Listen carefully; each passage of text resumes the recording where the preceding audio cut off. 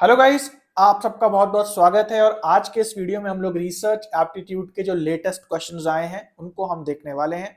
तो जैसा कि आपको पता है कि इस चैनल पे केवल इंफॉर्मेटिव कंटेंट आपको मिलता है, चाहे वो अपडेटेड सिलेबस हो जिसपे मैंने पूरी प्लेलिस्ट आप लोगों के लिए बना दी है, चाहे वो लेटेस्ट प्रीवियस ईयर क्वेश्चंस हो अभी जो एग्जाम हुए।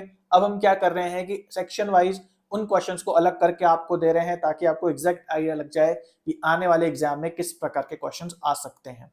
और इसके अलावा जो इंपॉर्टेंट टॉपिक्स हैं, जो नए टॉपिक्स ऐड हुए हैं, बहुत ही जल्द हम उनको भी ऐड करेंगे। और इसके अलावा जब हमारे एग्जाम्स बहुत नजदीक होंगे तब हम फुल फ्लेजेड क्वेश्चंस की मैराथन भी लेना स्टार्ट कर देंगे। तो टू द पॉइंट यहाँ पे हम कंटेंट आपको देने की कोशिश करते हैं, इसलिए आप सबसे एक रिक्वेस्ट है, चैनल को सब्सक्राइब जरूर से कर दो। ओके, तो आज हम लोग बात करने वाले हैं स्पेसिफिकली रिसर्च एप्टीट्यूड की कि किस किस सेक्शन से क्वेश्चंस आए हैं और किस किस प्रकार के क्वेश्चंस हैं। अच्छे से क्वेश्चंस को देखेंगे, पढ़ेंगे और एक्सप्लेनेशन के साथ देखेंगे ताकि आप सबकी भी प्रैक्टिस अच्छे से हो जाए। तो अगर आप दिसंबर के एग्जाम के लिए तैयारी कर रहे हैं तो इस वीडियो को बिल्कुल भी स्किप मत करना। बहुत ही कम समय लेकर के मैं आपको काफी सारे क्वेश्चंस आज के सेशन में कराने वाला हूं। तो चलिए गाइस, बिना डिले के आगे बढ़ते हैं और लेटेस्ट प्रीवियस ईयर क्वेश्चंस को यहाँ पे हम देखते हैं with explanation of research aptitude section. तो जैसा आपको पता है जितने पेपर्स होते हैं मैं सब डाउनलोड करके सबको पढ़ता हूं और सबके अलग अलग सेक्शन वाइज उनको देखता हूं और उनकी एनालिसिस करता हूं। इसी के बेसिस पे फ्री ये जो कोर्स है आप सबके लिए बनाया हुआ है मैंने यूट्यूब पे प्लेलिस्ट के माध्यम से, बहुत सिस्टमैटिकली अरेंज्ड है, जरूर से देखें। लेकिन फ्री है, लेकिन बेशकीमती है। इसके अलावा टेलीग्राम पे जो प्रीवियस ईयर क्वेश्चंस हैं उनकी फ्री टेस्ट सीरीज आप सबके लिए अवेलेबल होती है, तो जरूर से ज्वाइन करें अगर नहीं ज्वाइन करा है। व्हाट्सएप चैनल भी आप ज्वाइन कर सकते हैं इसके लिए, और ऐप पे भी ये अवेलेबल है, तो ऐप भी प्ले स्टोर से डाउनलोड कर सकते हैं। ओके, इसके अलावा ये तो हो गया फ्री कंटेंट। इसके अलावा पेड कंटेंट भी अवेलेबल है, फुल कोर्स अवेलेबल है जो कि पूरा अपडेटेड है आने वाले दिसंबर एग्जाम के लिए। और इसके अलावा जो प्रीवियस ईयर क्वेश्चंस हैं वो भी सेक्शन वाइज आपको मिलते हैं। बहुत ही जल्द इस बार जो एग्जाम हुए उनके क्वेश्चंस एक दो दिन में ही अपडेट हो जाएंगे। तो ये चीजें हमेशा अपडेट होती रहती हैं, अनलाइक अदर बुक्स वगैरह जो कि बहुत देर से अपडेट होती हैं। और कई कई बुक्स तो कई कई साल पुरानी भी होती हैं, केवल एडिशन का नाम बदलता है। तो यहाँ पे अपने आंखों से भी देख सकते हो कि हाँ भाई, नए क्वेश्चंस इंक्लूड हो रहे हैं, नए कंसेप्ट इंक्लूड हो रहे हैं। इसके बारे में ज्यादा बात हम लोग वीडियो के एंड में करेंगे। तो चलिए गाइस, आगे बढ़ते हैं और जो रिसर्च एप्टीट्यूड के लेटेस्ट क्वेश्चंस हैं उनको हम लोग देख लेते हैं।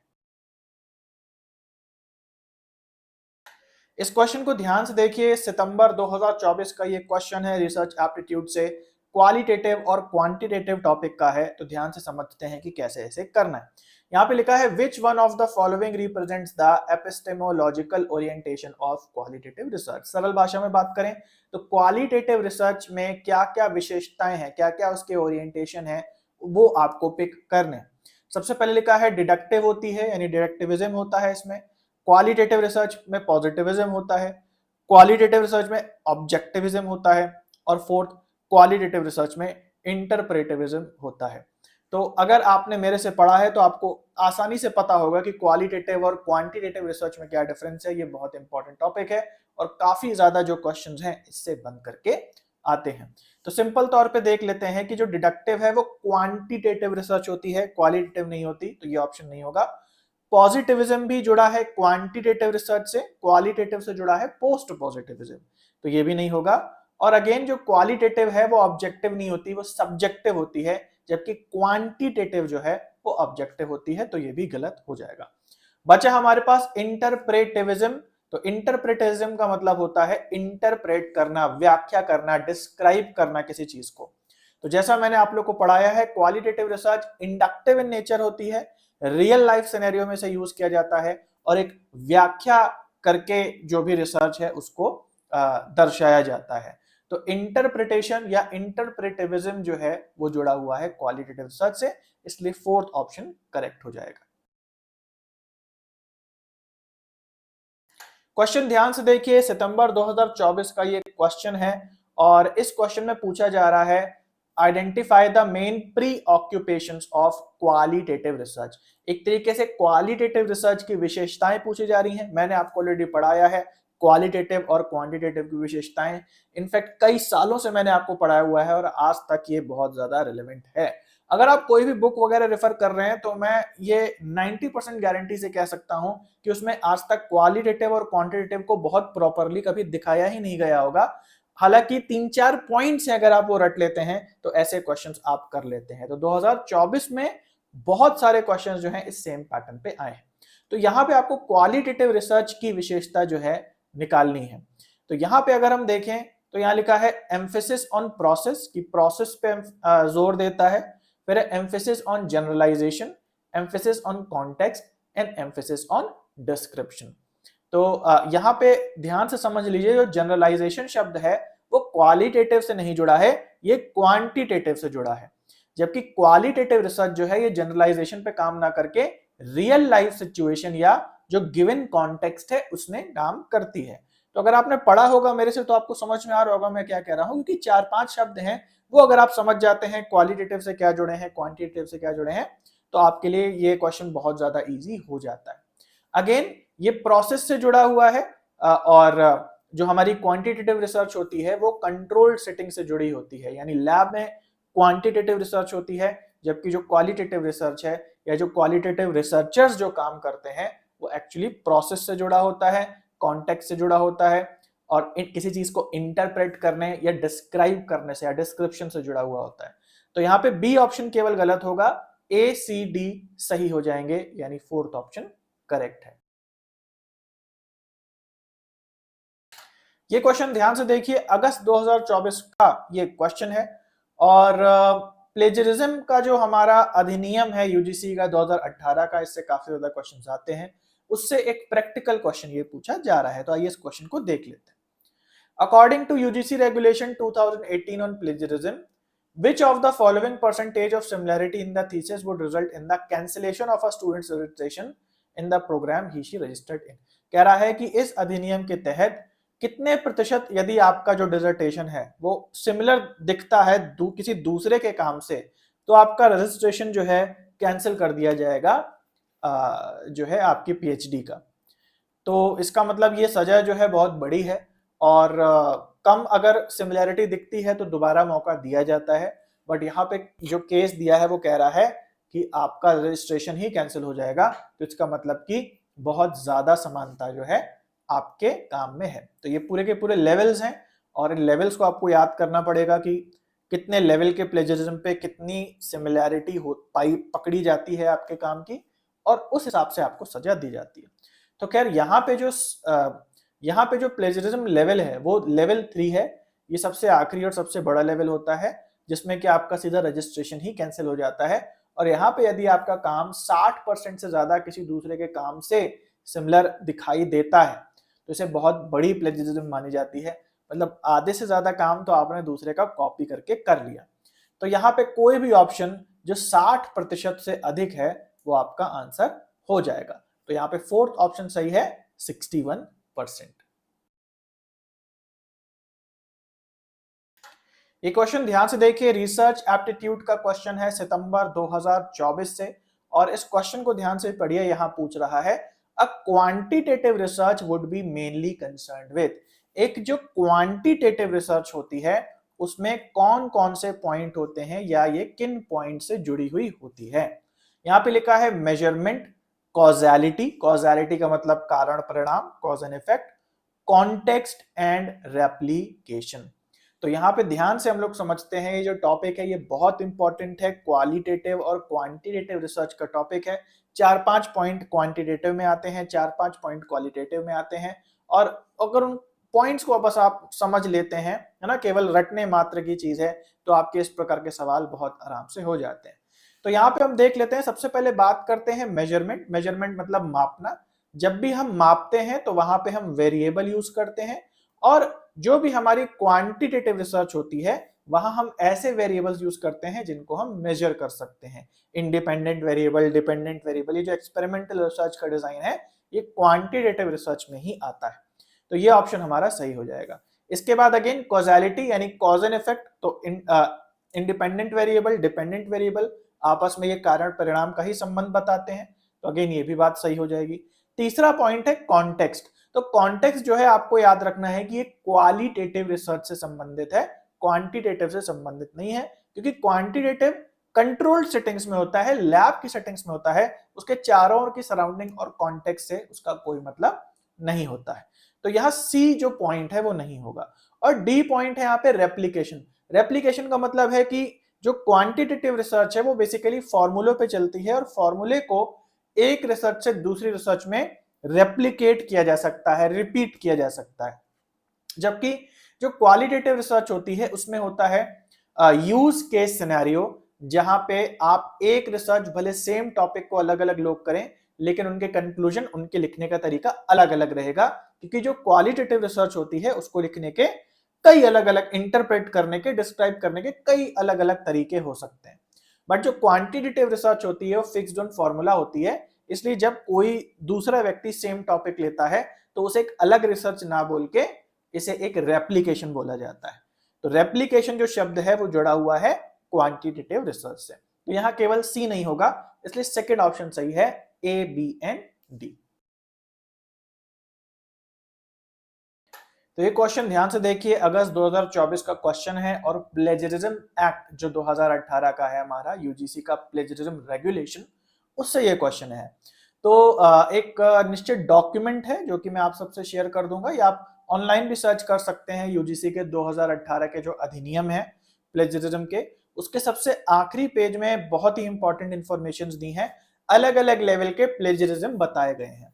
तो उन अलग अलग लेवल में अलग अलग काम है, किसी का ज्यादा कंटेंट जो है मैच करता है बाहर किसी के काम से, है ना, कितना प्रतिशत आपका काम जो है आपने कॉपी मारा है किसी से, उसके आधार पे प्लेजरिज्म का लेवल डिसाइड होता है। अगर लेवल कम है तो सजा कम मिलेगी, लेवल ज्यादा है तो सजा ज्यादा मिलेगी।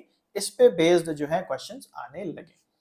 तो यहाँ पे पूछ रहा है, according to University Grant Commission regulation 2018 regarding plagiarism, if how many of the following percentage of similarity is found in the dissertation, a student will have to submit a revised dissertation within 6 months। कह रहा है कि इस अधिनियम के तहत कितने प्रतिशत अगर सिमिलैरिटी पाई जाती है आपके डिसर्टेशन में किसी दूसरे के काम से, तो फिर आपको 6 महीने के अंदर अंदर एक दूसरा डिसर्टेशन सबमिट करने को बोला जाएगा।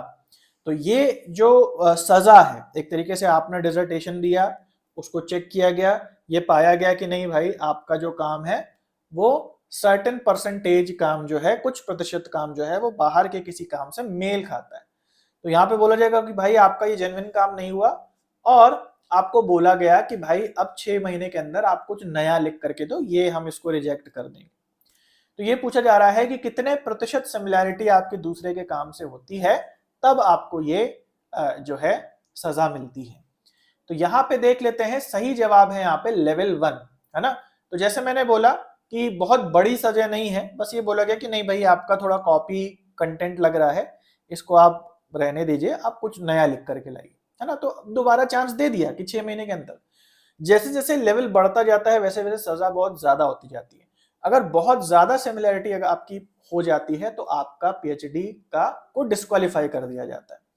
तो फिलहाल ये जो आता है हमारा लेवल 1 में आता है, और लेवल 1 की जो ये जो सजा है ये तब मिलती है जब आपका काम 1 से लेके 40% तक सिमिलर दिखता है किसी के दूसरे के काम से। तो यहाँ पे 1 से लेके 40 के बीच प्रतिशत का जो भी ऑप्शन होगा उसको आप मार्क कर देंगे, तो यहाँ पे हमारा आ जाएगा 13%। तो कुछ आंकड़े हैं, हर लेवल के अलग अलग परसेंटेज हैं, वो आप याद कर लेंगे, इस प्रकार के क्वेश्चंस आपके अच्छे से बन जाएंगे। ये क्वेश्चन ध्यान से देखिए, अगस्त 2024 का क्वेश्चन है रिसर्च एप्टीट्यूड से, और बड़ा ही प्रैक्टिकल क्वेश्चन है नॉमिनल वेरिएबल से। तो अगर अभी तक डेफिनेशन के रूप में आपने पढ़ा है तो भाई थोड़ा सा और ऊपर जाके आपको एग्जांपल्स भी इसके अच्छे से समझ में आने चाहिए। अलग अलग प्रकार के वेरिएबल होते हैं, नॉमिनल, ऑर्डिनल, इंटरवल, रेशियो, और इनकी डेफिनेशन क्या है, इनके एग्जांपल्स क्या हो सकते हैं, इस सब कुछ आपको अच्छे से समझ में आना चाहिए। तो फिलहाल नॉमिनल वेरिएबल वो होते हैं जो सब एक बराबर स्तर पे होते हैं, उनमें कोई रैंकिंग नहीं होती। और नॉमिनल वेरिएबल जैसा कि नाम बता रहा है केवल एक नेम या एक टैग देने का काम आता है जब मल्टीपल ऑप्शंस हमारे सामने होते हैं। जैसे हमारे यूजीसी नेट के एग्जाम में 4 ऑप्शन आते हैं और उन ये चारों नॉमिनल वेरिएबल हैं जिनको एक नाम दिया गया है, option number 1, option number 2, option number 3 and option number 4।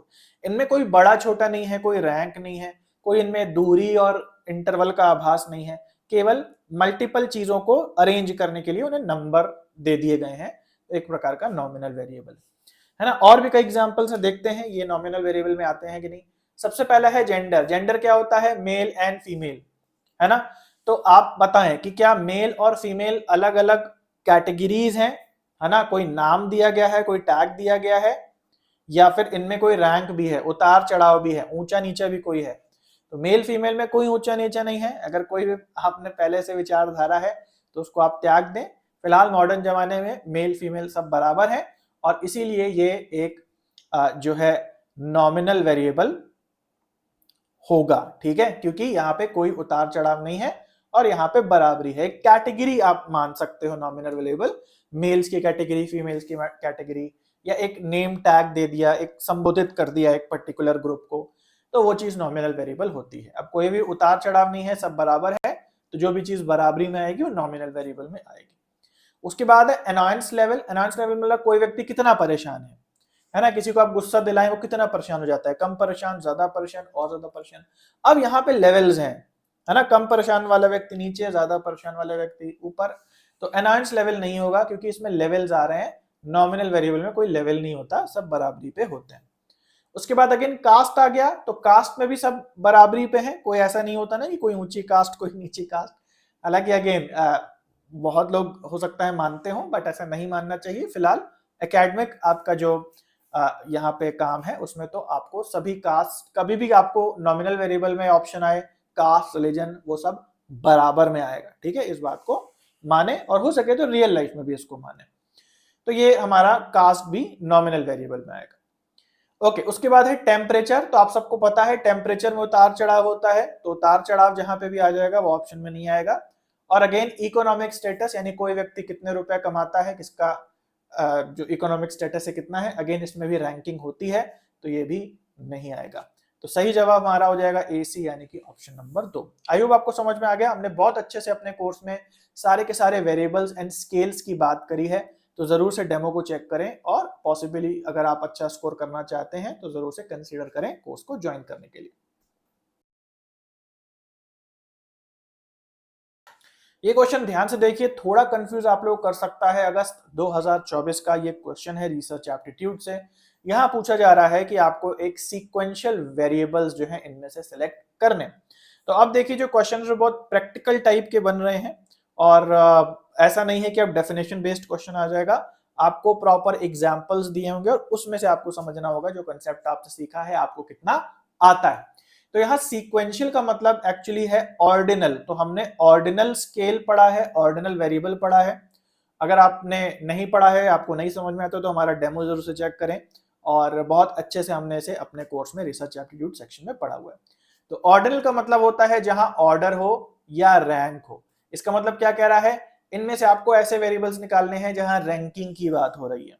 तो यहाँ पे जैसे सबसे पहला हमारा ऑप्शन है रैंक ऑफ आर्मी पर्सनल। तो आपको पता है ल्यूटेनेंट आता है, कर्नल आता है, मुझे एग्जैक्टली आइडिया नहीं है, बट कोई रैंक तो होती है, इतना पता है, मूवीज वगैरह से इतना पता लग गया है ना। तो यहाँ पे क्योंकि रैंक है, सीक्वेंशियल वेरिएबल है, या कह लो ऑर्डिनल वेरिएबल है, तो इसलिए हम उसको ले लेंगे।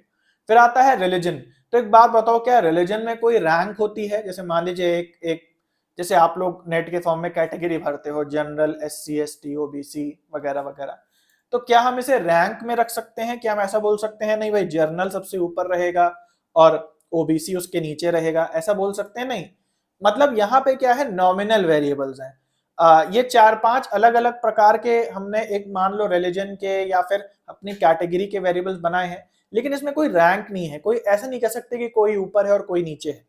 तो जहां पे रैंक नहीं होती जैसे रिलीजन वगैरह, तो वो सीक्वेंशियल वेरिएबल नहीं कहलाएगा। अगेन वही बात कास्ट में भी आती है, आपको ये बात ध्यान रखनी है। वैसे तो हो सकता है काफी लोगों के कई ज्यादा प्रेजुडाइज हो कि हाँ भाई ये कास्ट सर्वोपरि है, ये कास्ट नीचे, लेकिन ऐसा कुछ होता नहीं है। और कास्ट में भी आपको ये बात ध्यान रखनी है कि सभी कास्ट, सभी धर्म बराबर हैं, सभी रिलीजन बराबर हैं, और एग्जाम में आपको यही लिख करके आना है, और एक्चुअली में भी अगर हो सके तो यही फॉलो करना है। तो इनमें भी कोई रैंकिंग ऊपर नीचे नहीं होता है, ये सब बराबर लेवल पे होते हैं। उसके बाद है अनॉयंस लेवल, यानी परेशान होने का लेवल, कि आप किसी चीज से कितना परेशान है। जैसे यूट्यूब पे आपको कभी ऐड दिखाई देती होगी, कभी कभी एक ऐड आती है आप कम परेशान होते हैं, कभी कभी ऐड के बाद ऐड आ जाती है आप थोड़े ज्यादा परेशान हो जाते हैं, कभी कभी ऐड के बाद ऐड भी आती है और स्किप करने का बटन भी नहीं आता, तो और आप ज्यादा परेशान हो जाते हैं। कभी कभी ऐड आती ही नहीं है तो आप बिल्कुल परेशान नहीं होते हैं। तो क्या इसमें आप रैंकिंग निकाल सकते हैं? जी हाँ, इसमें आप रैंकिंग को निकाल सकते हैं। कितने आप अनॉयंस है, फर्स्ट डिग्री का आपकी परेशानी है, सेकंड डिग्री की, थर्ड डिग्री की, फोर्थ डिग्री की, बना सकते हैं चाहे तो। उसी तरीके से यहाँ पे लिखा है टेम्परेचर इन सेल्सियस, तो क्या तापमान में रैंकिंग है? हाँ, तापमान में रैंकिंग है, बट रैंकिंग के साथ साथ इसमें इक्वल डिस्टेंस भी है, यानी प्रॉपर इंटरवल भी है। तो ये ऑर्डिनल वेरिएबल ना होके हम इसे इंटरवल वेरिएबल में काउंट करते हैं। अधिक जानकारी अगर आपको चाहिए तो हमने अपने लेक्चर्स में दी हुई है अच्छे से। फिलहाल के लिए जो आंसर है यहाँ पे तीसरा हो जाएगा ए एंड डी, यानी कि रैंक ऑफ आर्मी पर्सनल और जो हमारा अनाउंस लेवल है, इनको हम एक रैंक में या एक सीक्वेंस में दिखा सकते हैं। टेम्परेचर को भी सीक्वेंस में दिखा सकते हैं, बट हर टेम्परेचर की अपनी अलग अलग दूरी भी होती है। तो ये अगला जो एडवांस वेरिएबल है, इंटरवल वेरिएबल, वो उसमें आएगा, ऑर्डिनल वेरिएबल में नहीं आएगा। तो सही जवाब है 3। ये क्वेश्चन ध्यान से देखिए, बहुत ही इंपॉर्टेंट क्वेश्चन है। सितंबर 2024 का रिसर्च एप्टीट्यूड से वेरिएबल के टाइप से क्वेश्चन लिया गया। तो यहाँ पे पूछ रहा है आइडेंटिफाई द कॉन्टिन्यूअस वेरिएबल। तो इसके लिए आप लोग को वेरिएबल के टाइप्स पता होने चाहिए। अगर सरल भाषा में बात करें तो दो प्रकार होते हैं वेरिएबल के, ऐसे कई और प्रकार हैं, बट इस क्वेश्चन के लिए दो प्रकार समझना जरूरी है। एक है हमारा डिस्क्रीट वेरिएबल और दूसरा है कॉन्टिन्यूअस वेरिएबल। डिस्क्रीट वेरिएबल वो होता है जो लिमिटेड नंबर होता है एक रेंज के अंदर। जैसे मान लीजिए हमारे पास 1 से लेके 10 तक जो है हमारे पास वेरिएबल्स हैं। तो डिस्क्रीट वेरिएबल जो है वो कोई भी नंबर नहीं हो पाएगा 1 से लेके 10 तक, कुछ लिमिटेड ही नंबर होगा। जैसे हो सकता है 1 के बाद 1.5 आ जाए, 1.5 के बाद 2 आ जाए, 2 के बाद 2.5 आ जाए, 2.5 के बाद 3 आ जाए, 3 के बाद 3.5 आ जाए। तो ये वाले वेरिएबल हमारे डिस्क्रीट वेरिएबल कहलाएंगे, क्योंकि कोई भी वेरिएबल रेंज के बीच में नहीं ले सकते, एक लिमिटेड वेरिएबल ही ले सकते हैं। जबकि कंटिन्यूअस वेरिएबल जो है वो कुछ भी हो सकता है एक रेंज के बीच में। तो 1 से लेकर 10 तक अगर हम बोलें बीच में कितने कॉन्टिन्यूअस वेरिएबल आते हैं, तो इनफाइनाइट वेरिएबल्स हो जाएगा, क्योंकि इसके अंदर 1.1 भी आ जाएगा, 1.00001 भी आ जाएगा, 1.0000001 भी आ जाएगा। तो टोटल इनफाइनाइट नंबर एक रेंज के अंदर जब आ सकते हैं तो उसे हम कंटिन्यूअस वेरिएबल कहते हैं। शॉर्ट में मैंने समझा दिया, बहुत अच्छे से मैंने कोर्स में समझाया है, तो डेमो जरूर से चेक करते रहा करिए। ओके, तो यहां हम समझते हैं कि कॉन्टिन्यूअस वेरिएबल से कौन कौन से पॉइंट्स जो हैं उसकी विशेषता बताते हैं। ए पॉइंट कहता है number of tails obtained in 100 tosses of coin. कह रहा है कि अगर हम एक कॉइन को, है ना, 100 बार टॉस करते हैं, 100 बार एक सिक्के को उछालते हैं, तो उसमें टेल्स की जितनी संख्याएं होंगी वो एक कंटिन्यूअस वेरिएबल है। तो ये वाला जो हमारा जवाब है ये गलत हो जाएगा, क्योंकि आपको देखना है कंटिन्यूअस वेरिएबल के लिए क्या वहां पे इनफाइनाइट पॉसिबिलिटीज हैं कि नहीं। तो अगर हम एक सिक्के को मान लीजिए उछालते हैं 100 दफे और मान लेते हैं हाइपोथेटिकली कि जितनी बार भी उछाला कितने हमारे पास टेल्स आए, हमारे पास अगर हर बार उछालने पे भी टेल आया तो हमारे पास मैक्सिमम 100 टेल्स आ सकते हैं। अगर हम मान लेते हैं कि हमने 100 बार सिक्के को उछाला, हमारे पास कभी भी टेल नहीं आया, तो मिनिमम कितनी पॉसिबिलिटी है कि हमारे पास 0 टेल्स आ सकते हैं। तो पॉसिबिलिटी जो है 0 से लेकर 100 तक है, लेकिन क्या इनके बीच में कोई भी संख्या हो सकती है टेल आने की? तो जवाब है नहीं। या तो 0 टेल्स आएंगे, या तो 1 टेल आएगा, या तो 2 बार टेल आएगा, या तो 3 बार आएगा, या तो 4 बार आएगा। ऐसा नहीं होगा कि 1.0001 बार टेल आ जाए या 1.002 बार, क्योंकि अगर पॉइंट में संख्या आएगी तभी वो अनलिमिटेड हो सकती है, तभी वो कंटिन्यूअस हो सकती है। तो यहाँ जो पॉसिबिलिटीज है वो मिनिमम 0 है, मैक्सिमम 100 है, और बीच की, इस रेंज के बीच की भी जो पॉसिबिलिटीज है वो निश्चित है कि 100 तरीके के आंसर्स हमको मिल सकते हैं, अनलिमिटेड आंसर हमें नहीं मिलेंगे। तो इसलिए ये कंटिन्यूअस वेरिएबल नहीं होगा। इसके बाद है weight of students in a school. एक स्कूल में स्टूडेंट्स का वेट नापा जा रहा है, तो क्या यहाँ पे जो बच्चे हैं उनकी अनलिमिटेड पॉसिबिलिटी है उनके वेट के होने की? ध्यान से समझते हैं। क्या किसी बच्चे का वेट 40 किलो हो सकता है? जी हाँ, बिल्कुल हो सकता है। क्या किसी बच्चे का वेट 40.00001 किलो हो सकता है? बिल्कुल हो सकता है। क्या किसी बच्चे का वेट 40.0000100 ऐसे हो सकता है? तो ये भी हो सकता है। इसका मतलब जब हम वेट नाप रहे हैं तो वेट पे ऐसी कोई लिमिटेशन नहीं है जो सिक्के के उछालने पे लिमिटेशन है। सिक्का एक पूरे नंबर पे ही आएगा। टेल कितने आ सकते हैं, या तो 1 आएगा, या तो 2 आएगा, या तो 3 आएंगे, या तो 20 आएंगे, या तो 25 आएंगे। कोई बीच का नंबर, पॉइंट वाला नंबर नहीं आ सकता। बट वेट जब लेंगे तो कोई भी पॉसिबिलिटी है बच्चों के वेट की, वो आ सकती है। तो इसलिए हाँ, जो वेट होता है किसी का भी, बड़ों का या बच्चों का, वो कंटिन्यूअस वेरिएबल में आता है। उसके बाद marks scored by students in an objective type of exam. Again आप यहाँ पे देखें कि एक ऑब्जेक्टिव एग्जाम है, जैसे आपका नेट का ही पेपर होता है। तो मान लो आपका नेट का पेपर होता है 150 क्वेश्चन का। तो क्या आपके 150 क्वेश्चंस में से क्या आपके ऐसा हो सकता है 7.5 क्वेश्चन ठीक हो? ऐसा नहीं हो सकता है ना। या तो आपके 0 क्वेश्चन ठीक हो सकते हैं, या तो आपके 150, 0 से 150 के बीच में क्वेश्चंस ठीक हो सकते हैं। लेकिन क्या हम ऐसा बोल सकते हैं कि आपके 43.00001 क्वेश्चन सही हैं? नहीं सही हो सकते। तो यहाँ पे ये डिस्क्रीट वेरिएबल है, कोई भी नंबर रेंज के बीच में आप नहीं ले सकते। यहाँ पे जब मार्क्स काउंट करने की बात आती है तो ये भी गलत हो जाएगा। उसके बाद height of the plants in an agricultural field. अब जो पौधों की हाइट है, क्या वो कुछ भी हो सकती है? जी हाँ, पौधों की हाइट तो कुछ भी हो सकती है ना। कोई पौधा 1 मीटर का भी हो सकता है, कोई 1.250 मीटर का भी हो सकता है, कोई 1.2350 मीटर का भी हो सकता है। कोई भी हाइट हो सकती है ना।